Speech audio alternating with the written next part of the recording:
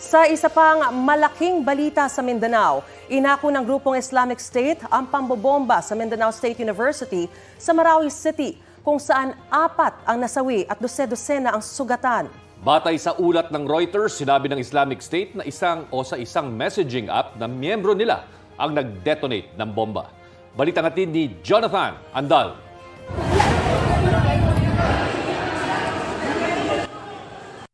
Habang nagdaraos ng misa, binulabog ng pagsabog ang mga tao sa Dimaporo Gymnasium ng Mindanao State University pasado alas 7 ng umaga kahapon. Duguan ang mga bangkay. Ang isang biktima binuhat na gamit ang monoblock chair. May isa ring lalaki na dali-daling isinakay sa tricycle. Ang ibang sugatan pinagtulungang maisugod sa ospital. Kwento ng isa sa mga nagsimba kasama ang kanyang anak sa mga tinamaan at nasugatan. Bago ang pagsabog, may babala raw silang natanggap mula sa kaklase ng kanyang anak. Mag-ingat mo kay may tanim sa bumba sa gym. Dili ko ni mo to kay mo simbagod ni.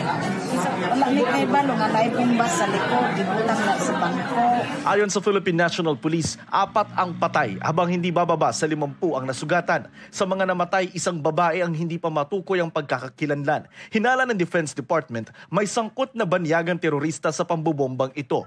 Pero ayaw na nilang sabihin kung sino at kung may ugnayan ba ito sa giyera ngayon ng Israel at grupong Hamas.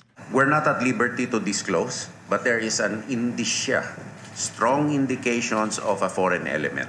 Banyagang terorista rin ang itinuro ni Pangulong Bongbong Marcos nang kondinahin niya ang karumal-dumal na pagsabog na nataon pa ngayong Mindanao Peace Week. Ayon sa PNP, improvised explosive device ang ginamit na pampasabog. May nakitang fragments ng 60mm mortar pero kung paano ito i-detonate, yan ang iniimbestigahan pa lalo't walang CCTV sa loob ng gymnasium. Tingin naman ng militar paghihiganti ito ng mga teroristang grupo dahil sunod-sunod na napatay ng AFP ang 3 matataas na lider ng Abu Sayyaf, Dawla Islamiyah at Maute Group. At naniniwala kami na yung leads na nakuha namin na ang tinutukoy nila na grupo itong Maute ISIS. Yung Maute ISIS group after the Marawi siege ay talagang humina na sila. Konti na lang sila but they are still capable of doing terroristic attacks. Suspendido muna ang klase sa Mindanao State University. Red alert ngayon ng militar at pulisya sa buong Mindanao. Heightened alert ng Metro Manila. Asahan ng checkpoint at mas maraming pulis sa kalsada. Nananawagan po kaming lahat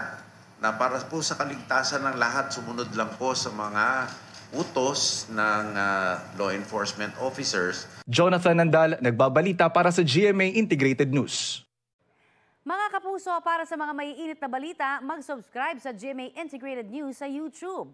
Sa mga kapuso abroad, subaybayan niyo po kami sa GMA Pinoy TV at sa www.gmanews.tv.